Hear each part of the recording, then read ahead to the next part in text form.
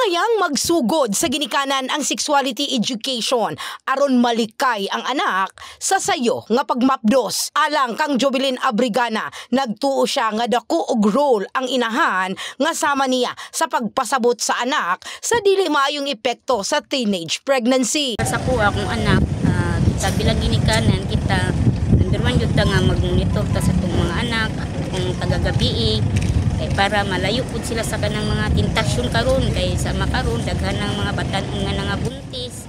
Sa bahin ni Judith Hanyola, labaw sa City Population Management Office, importante nga dunay maayong komunikasyon ngadto na sa mga ginikanan. Dugang niini ang dili maayong relasyon sa pamilya og social media ang rason sa pagsaka sa ihap sa kaso. We need to really help collaborate with each other. It is a concerted effort of all sectors, the community, the churches, the media.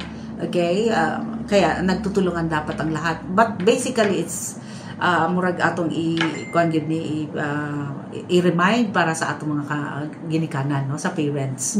Kasi sila man ang may direct yes, hand to support their children, also to impose certain policies sa sulod sa balay na dapat na ay mga house rules kita nga ginasunod, so dili man pwede ang isalig tatanan sa government, but basically it's the parents nga nag-hands-on dapat sa ilang mga anak. Sa datos sa buhatan, misa ka na sa 11.82% ang teenage pregnancy atong 2023 nga naka-record og 1,320.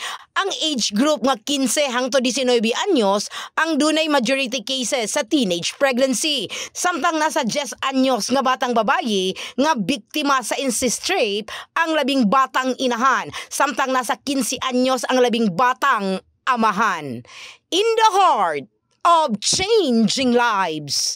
Kini sa Brigada Rachel Gubalani, alang sa 89.5 Brigada News FM Jensen, The Music and News Authority.